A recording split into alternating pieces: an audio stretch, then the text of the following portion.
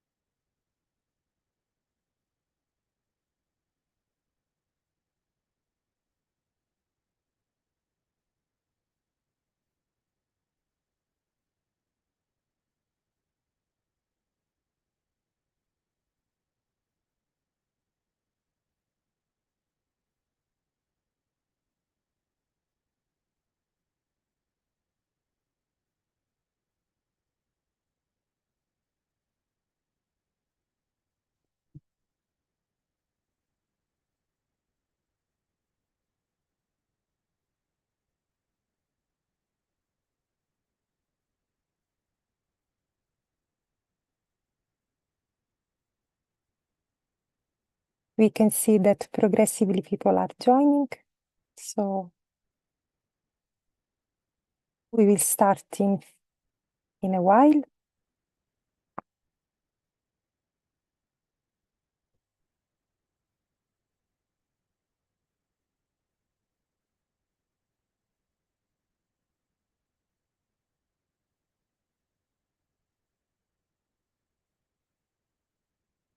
Okay, I think that we can start. So again, hello everyone, and welcome to this final plenary session of the Ocean Best Practice Workshop number 8. My name is Stefania Ciliberti, and with Virginie Van Dongel, we are chairing this workshop, and it's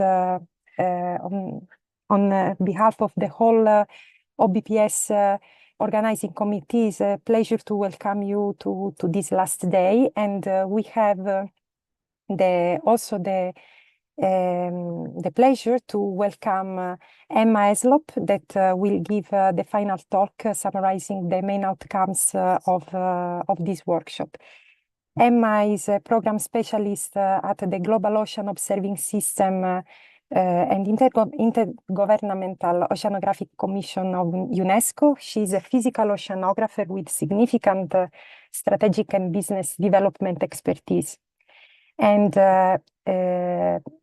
she has a large experience encompassing circulation variability, new technologies such as gliders, model validation, multi-platform ocean observing system, the economics of ocean data, and ocean data products. So she will give us a very detailed and comprehensive summary of this week of workshop that we had together. So I leave to Emma the floor, and thank you again for joining us. Well, thank you very much for that introduction, Stefania, and welcome all to this final sort of a wrap-up session. I must confess that, you know, it's I didn't do all the work for this, so I have to thank all the team in the background: Patricia, Stefania, Pauline, Jay, etc., and Virginie. So they've put together really an excellent kind of run through in very short time of the various sessions. I also, in sort of discussing just before the meeting starts, having some great feedback from all the different workshops that have gone on across the week. And so it's really been a very active week, and it sounded like the discussions across all the various different areas, different maturity of best practices, but all the different areas, good discussions, and really kind of moving that dialogue forward. So we're going to just take a quick overview, just to remind us a little bit in a way of the support that the Ocean Best Practice System has in terms of supporting the development and the distribution of best practices. What is the core of the Ocean Best Practice System? It's not just this workshop. As a core capability, we have the Ocean Best Practice System repository.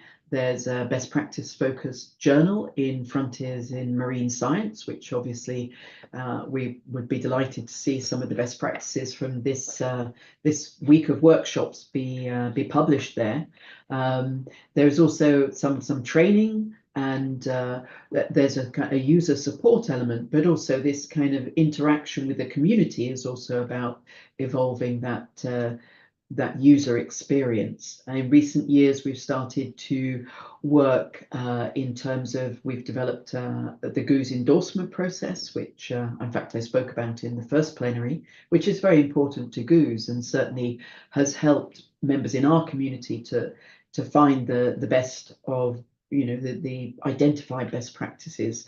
And also on the next slide, you'll see we're working into a maturity index, which I think we understand from feedback again from the community will help people find the right level of practice and help identify where they are in the kind of evolution of a best practice from being a practice. So this is only recently published, and so one piece of work in the coming year will be to look at how we integrate this with the model of the repository and the best practice system, and as we'll see later, perhaps offering guidance. Anyway, on with the next slide. Thank you. So here we have a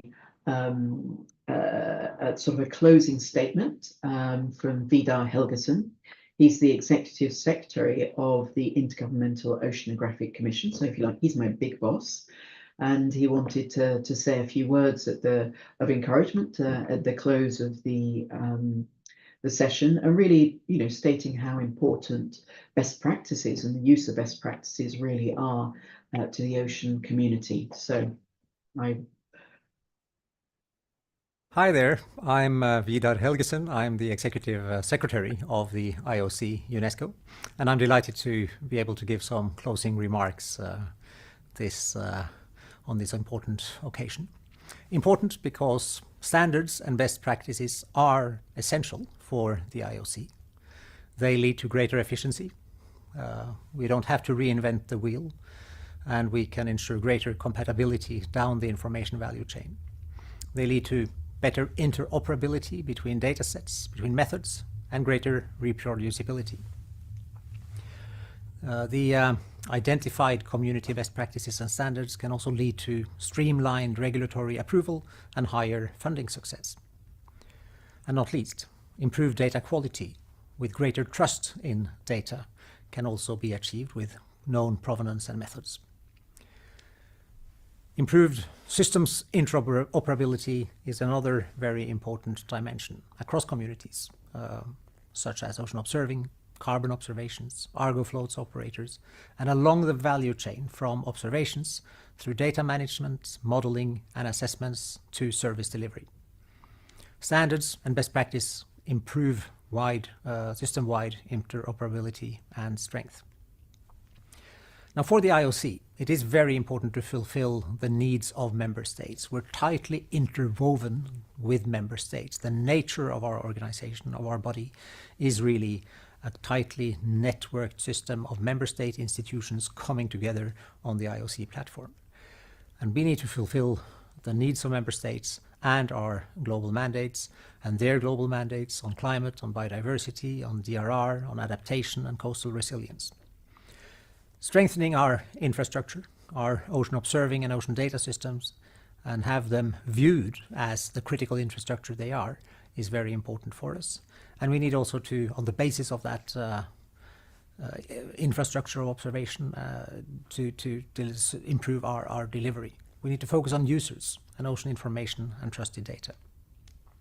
And speaking of users and end use, sustainable ocean planning and management is at the heart of what countries need to do to manage oceans sustainably.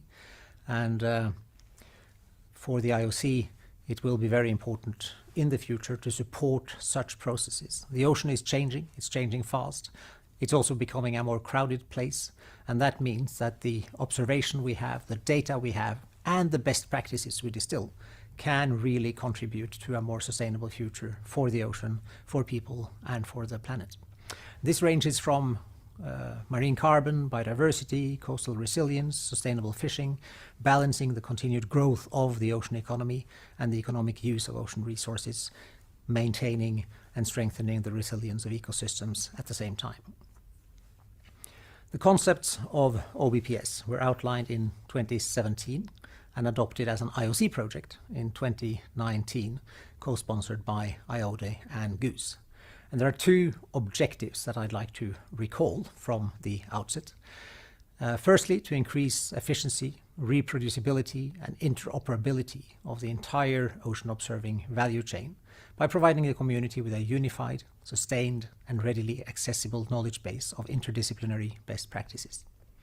The second objective that was set is to provide coordinated and sustained global access to best practices in ocean observing, to foster innovation and excellence by developing a system and engaging ocean observing communities in a joint and coordinated effort in producing, reviewing, and sustaining best practice documents. There have been advances in meeting these objectives. The need for best practices is more broadly recognized in the ocean community with funders and within IOC communities such as the Global Ocean Observing System. There are GOOSE-endorsed best practices. They have been downloaded more than 6,000 times. There has been work to address capacity and represent diversity of practices from regions. However, we're still some distance from achieving the original aims. For example, there are only a limited number of true best practices identified in the repository, and the balance of practices available is weighted towards the ocean observing part of the value chain. In addition, there's continued work to do in the community to encourage organizations to value best practice creation and focusing on developing a set of IOC core practices to support the delivery of trusted data and ocean information. For the OBPS to serve IOC needs, it is therefore essential that the system builds in such a validation mechanism. The demand for validated best practices in the ocean space is increasing as global focus is increasingly recognizing the importance of ocean science for decision-making at the level of member states, at the regional levels, and in multilateral processes. IOC needs more clearly identified and validated best practices for observing, data management, prediction, indicators, and other information services, and across the practice of sustainable ocean management. These will need to be robust, have a clear review process, and be easy to identify and use. This means three things. Firstly, we need more engagement across the IOC and its communities than currently. Secondly, we need more visibility for the need for best practices to be valued, and this is a culture change issue really. And thirdly, we need continuing work to understand how the community uses these practices in practice to clearly identify if what we are producing is what the IOC community needs. This engagement across the IOC and its communities is essential. OBPS, as the current home of best practices, must move forward with this clearly in mind. I look forward to engaging with the outcomes of this workshop, and I thank you for the great work you're doing. Thank you.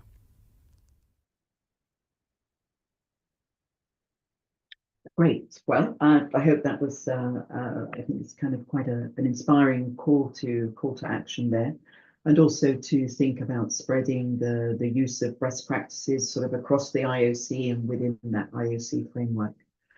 So, to continue with the summary and the readout, just to give people an idea of the attendees, we had more than 800 registered attendees and a representation from over 100 countries. And although there were more people coming from some countries than others, that's still a fantastic sort of attendance level across the world. There were 25 sessions across all different time zones. Those of you who participated in those workshops, you could see the different sessions, and really this online format that was developed during the COVID times has really given us the ability to work at different times across a week to move, have a week on best practices, moving them forward. And there were more than 2,000 views across the various sessions. So next slide, please. We did a short survey ahead of the opening plenary, just to capture some ideas about what people were looking for out of the Ocean Best Practice workshop. And I will highlight that learning about the Ocean Best Practice system was one of them. So this obviously fulfills that role. And then the Ocean Best Practice System workshop. So a lot of people were really attending and coming to work on the various topics within the workshops embedded in the format. So that's great. And we also had a lot of links to various projects, and as I understand, that perhaps helped foster some work on best practice or collective best practices across projects. So not only developing a best practice within one project, but what can we learn across several different projects. So that's really great. I think from the areas that people were interested that they would benefit from more support, I guess, from the Ocean Best Practice system, is helping to foster collaboration within communities. I think this is certainly very much almost the part of the core work of IOC is fostering this collaboration, and especially amongst experts to come out with, in this case, best practices, but it might be best decisions or best recommendations in various areas. So it is an important role, and also to help with the best practice development. And interestingly enough, when we go to look at the results, there are some suggestions from across those sessions in this area. I also note that the best practice endorsement, and I mentioned the GOOS endorsement, I just like to pick that up, that again, being able to find endorsed best practices really does seem to be a beneficial aspect of the Ocean Best Practice system. I think if I was going to talk about this slide, I would say that as yet that kind of perhaps we've looked at globally where people are coming from different countries, but perhaps we also need to work on making sure we reach out to various communities. There's obviously a lot of communities here referenced, and there was a lot of different sorts of sessions, but a lot of people were physical oceanographers. And so ultimately, if we're developing best practices across the value chain, you perhaps would want to see sort of more balanced in terms of what discipline people were coming from, but certainly a broad range of disciplines, but a lot of people from physical oceanography there. Next slide, please. So this is just a memory of the workshop before we sort of move into having a short quiz and then looking at the results. So across on day one, if people were involved in the day one plenary, we had some excellent speakers really giving some visions for the future in ocean observing and how best practices come into that. We also then worked a little bit across the value chain, if you like, during the week, working on science issues, technology and applications, and then on governance, society. And here we are at day 5, just sort of having a look at what the collective output from these sessions were.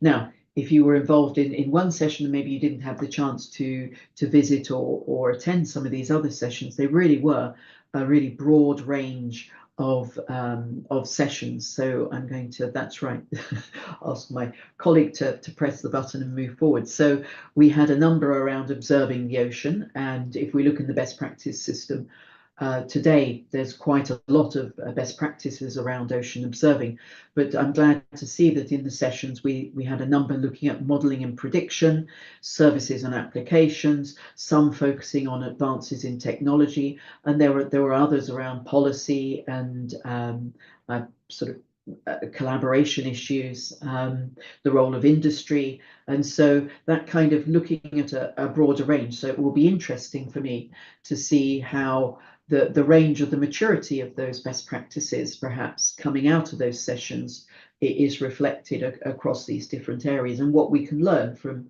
the spread of the work and what stage people are at in their development of best practices.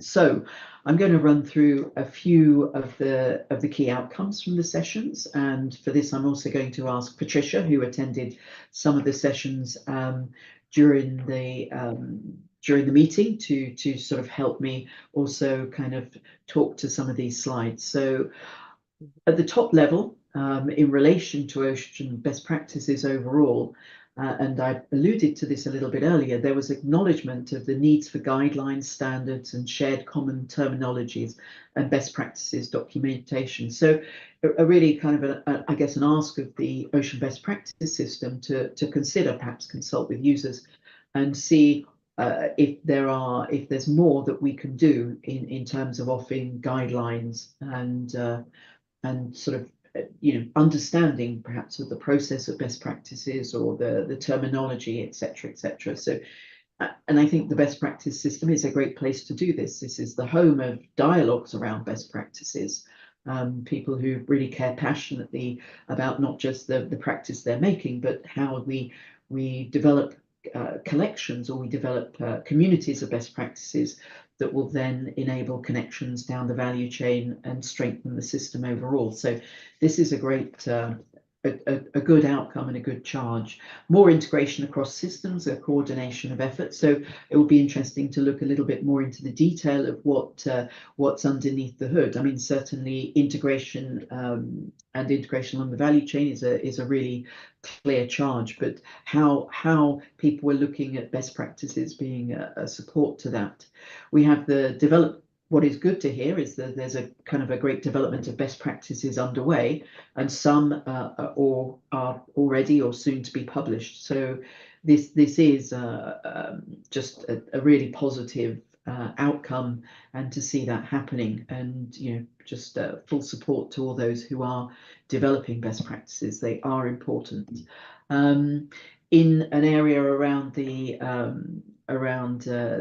development and the interoperability and the adoption of best practices and standards, there's again a call, perhaps this is helps the integration, but it also speaks to that need for guidelines, but more specifically around controlled vocabularies to support the data sharing and streamlined data management in cloud-based systems. So I expect those came out of some of the data area. Methods that could be harmonized, looking at observations, and also operational systems, what the tools for the data accesses and processing, model applications and data delivery. So looking more along the value chain there. Next slide, please. Thanks.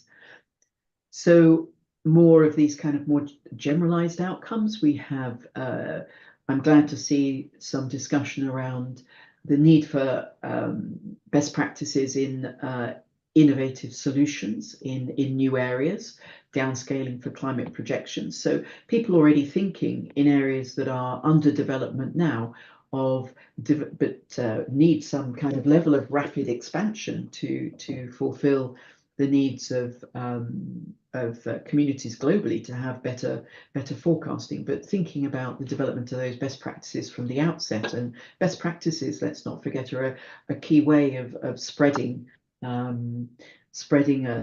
level of capability and capacity globally as well. Around the digital twin of the ocean, certainly something that is going to be important in the future in terms of delivery of information. And so again, great that people are thinking about that and the development of AI. So interesting sort of technology focused areas there.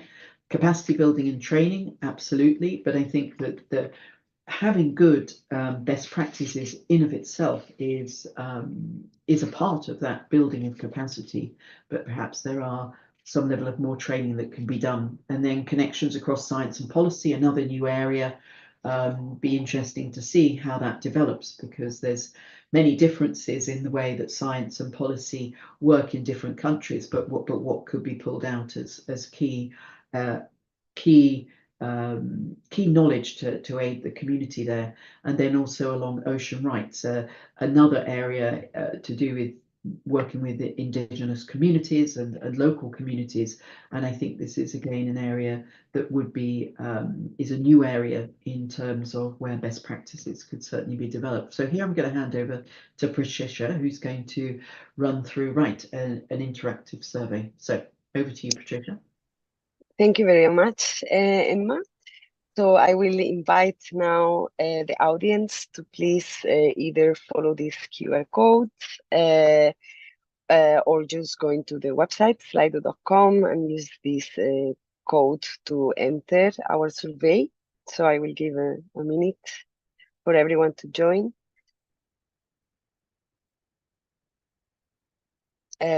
So we have some questions that are repeating from the first session, so we can also get to know more, not as we did through the whole week to the participants of the workshop, but as well the audience to understand who is there interested in the workshop, and as well to get some outcomes to improve for future OBPS workshops.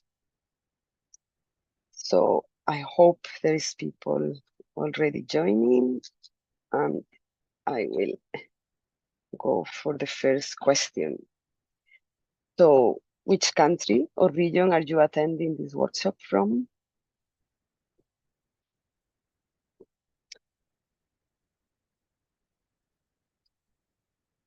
This morning we had a 6 o'clock of my time in Spain, was mainly Australian. We have a time zone where it was also striking to see there was some Europeans and Americans joining. So I'm happy to see now where is the people coming from.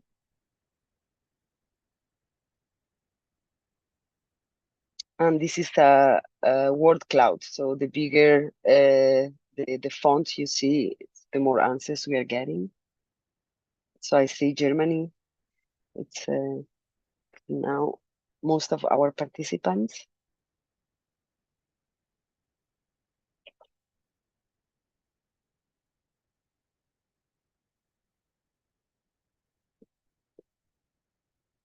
Okay. So don't forget, you need to send or save your answer in order to appear in the slide. Okay, so we move to the next question. Oh, sorry. Yeah. So what area or subject of ocean science is your practice? If you are working on a practice covering. So I think this is related to one of the first questions we asked in the plenary one, where as well we had physical oceanography as the biggest word in our word cloud. So I'm also curious to see what are we getting today.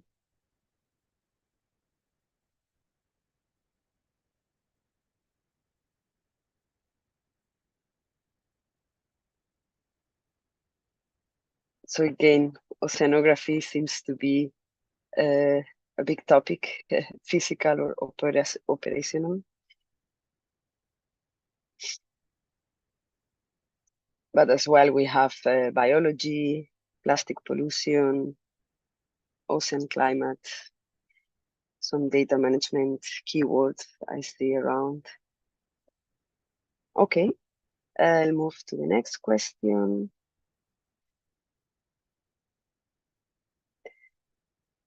So if you had attended during these last 3 days the workshop sessions, please select here, just also to understand and correlate the answers to the topic that you have attended.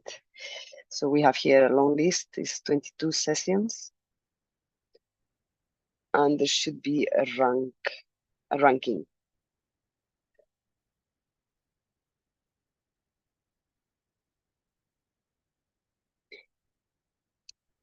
But I don't see anything changing. I'm not sure if is there people answering or there is something wrong with the Slido.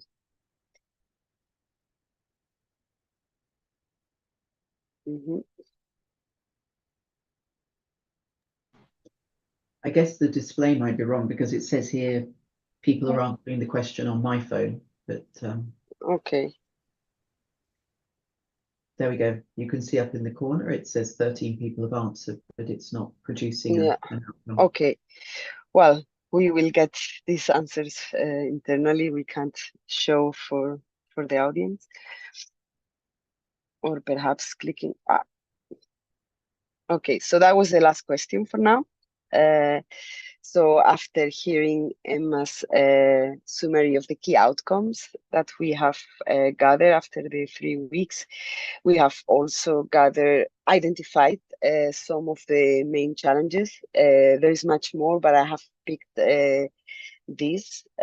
So one of them, and as we have talked before, like there is new technologies emerging and there is new methods and a big diversity of these methods emerging. So we identified that there is a need for convergence of these to build best practices and standards. And this is also together with this lack of control vocabularies. We know there is a lot of work going on by creating these control vocabularies and improving the interoperability of the data. But as these new methods are coming, new sensors, new technologies goes really fast, there is also a need of advancing in developing these control vocabularies and also being adopted by users. There was also most of the sessions had identified as well the insufficient funding, and this it's also related to promoting our funders to acknowledge the need for best practices. So we are moving more into an open data world where we are also having to report our data sets when we do our publications, and if we are also moving into having to develop best practices along with our research, it could improve into getting more fund by projects.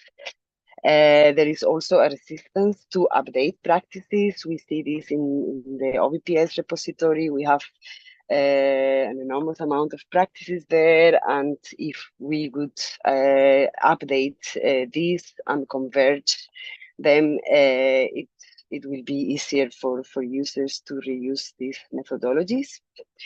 And the last of the challenges identified was a lack of communication about the ocean data value change. And as you see, we have tried to gather all these key outcomes always around the ocean data value change. So we also identified some potential solutions from the different sessions. And we have grouped them in 4 main groups. We recognize that all these emerging new technologies and the way we are collecting the data, it needs to have more standardized protocols. So there is really a need of keeping up with these new technologies and developing best practices. There was also a lot of sessions that focus on data infrastructures and analytical approaches, as well. There is new models coming out. We are also moving into analyzing data more with artificial intelligence, machine learning, and all these for developing best practices on using these methods would also be very beneficial for OBPS. As well, for modeling, we are moving from global to coastal scales. So there was some specific sessions where they had shown new model applications for reanalyzing climate projections And for this, there is also a need of having more data validations for the model intercomparison. And finally, for ocean governance and policy, we have again realized that it is important that we improve our communications about ocean data value chain and including policy decisions. So lastly, we have also captured some information from the opening plenary, and we have built these steps on how we OBPS can support for the realization of the maturity of best practices, and these were our main outcomes. So it's important that we are there to facilitate the creation of the guidelines for methods and approaches. That as well, these approaches, like for example, operational readiness level, are expanded for maturing our new best practices. We are also supporting the connection between the different communities through enabling networking and collaboration opportunities. And we need to also promote the use of existing standards to evolve the ocean value chain into the digital twin of the oceans era. And finally, promoting the endorsement of best practices. So now we go into the second interactive survey. So I will ask everyone to get back to Slido, please.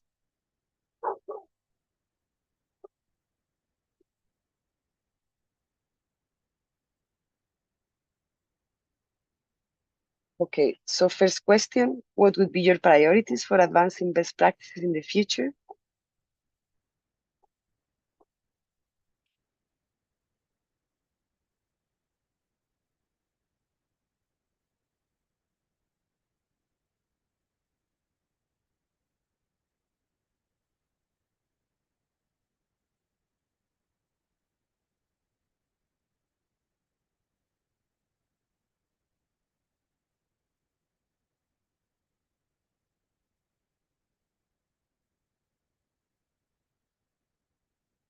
So this will help us as well to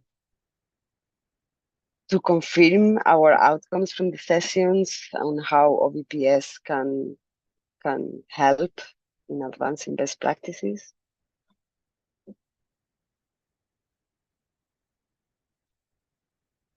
I see there is more time needed for answering here.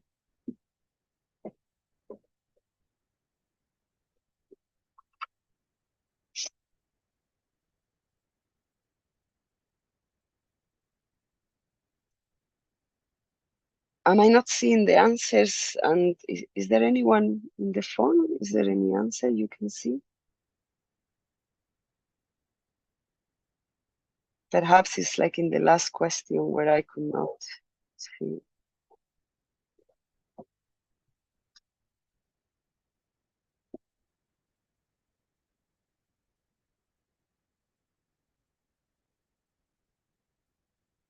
Okay, I'm gonna move to the next one because it seems like it's not working to see the live answers. So now here we have a multiple choice. What are the limitations in your area to develop a best practice? Is there a lack of funding, lack of time, institutional support, collaboration opportunities, capacity or human resources, readiness level, harmonization, or reproducibility issues?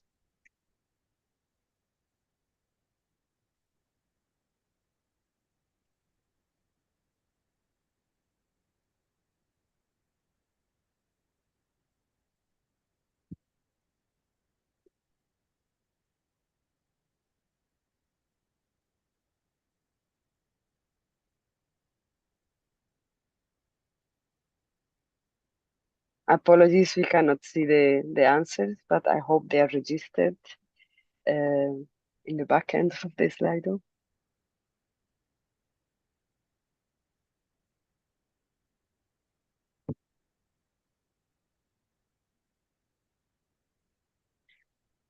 Yeah, Patricia, that's it seems to be a shame it's not showing up on the mobile phone either, and it was earlier. So I don't know if we've managed to. We're not so many Okay. people, but Yeah. Mm. Yeah, I see zero. Yeah, one participant is typing. Let's see if now we can see. But I hope we can find it and we can put it in the report. Yeah.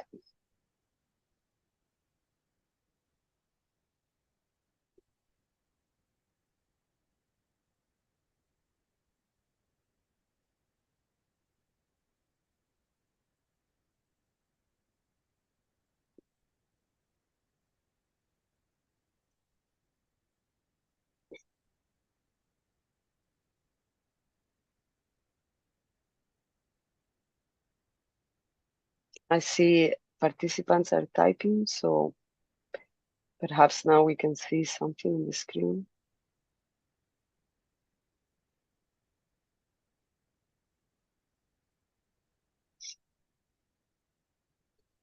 No. No.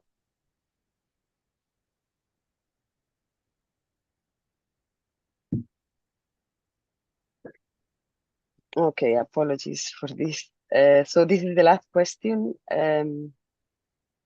What topic would you like to see being addressed in a future OBPS event? And perhaps since we have a chat, we could maybe gather some information there in case Yes, it's maybe we could just get people to put their hands up. I don't know if in this format people can speak, but we're not so many people. But perhaps people would like to voice their ideas, and we make it interactive that way. Yeah, indeed, that would be very good. As this session, it's focused more on hearing the community.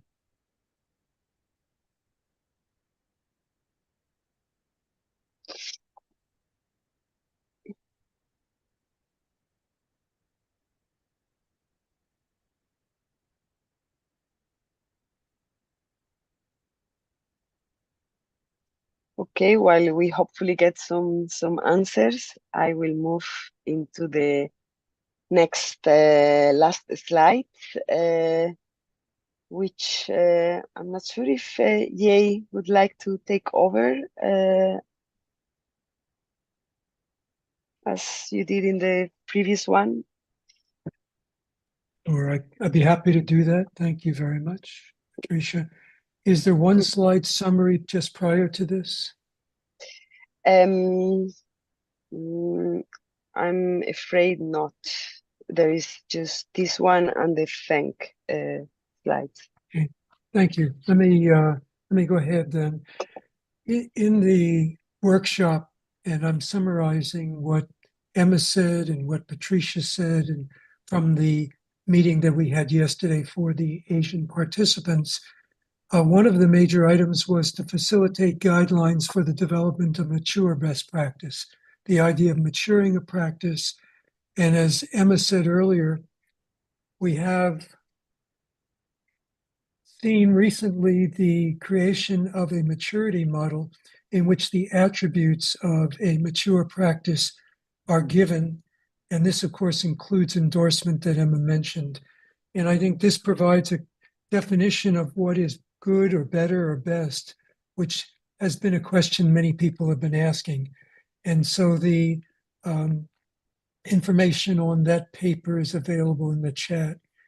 The connecting communities, promoting capacity building in ocean literacy, and facilitating globalization of best practice is something we heard consistently across the workshop. And Vidar, in his video that we saw a little bit earlier, talked about the globalization. And in this case, it's not only working together, but perhaps working within the ocean decade. And OBPS has an ocean practices program aimed at helping the decade move forward in the area of best practices. Another area to engage people is the development of task teams, where they focus on certain areas. One was the development of practices for the Global South, as an example. And there are many opportunities for people to engage with the OBPS through its task teams. And finally, we saw some new topics addressing a wider community of stakeholders. This was, for example, a discussion on ocean governance. And with that, I want to go to the slide that's shown here. One of the areas raised during the governance discussion was, how do we address the following? We hear a lot about one ocean. The decade brings it up. Other people have brought it up. How do we, the community who are doing observations and modeling, respond to that theme of one ocean? If you had to go to if I had to go to my grandmother and show her this diagram, I'm not sure she would understand anything that we're doing.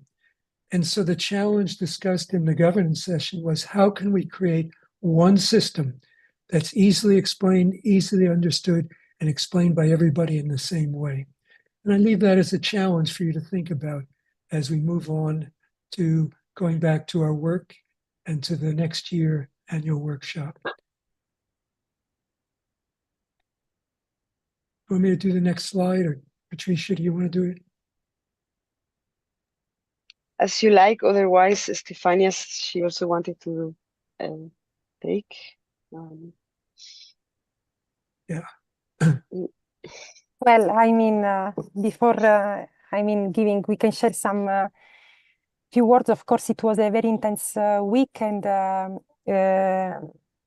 we thank you all the participants, of course, of today for this session, but also the ones that attended and the meeting in the workshops and the sessions, particularly in these days. Here, being the last slide, it's important to say thank you, of course, to the organizers, to Pauline, Jay, Venkat, Emma, Patricia, Laura, Cora, Katarina, Sofia from their center, and Jose, that for the intense work done for making this workshop a real success. We believe that it was really inspiring for all of us, from all the people that are working in all pieces of the value chain, of the ocean value chain. Of course, it's important to say a big thank you to the keynote speakers that took place in the first day, and panelists and moderators that animated with their presentations the view and the vision for the next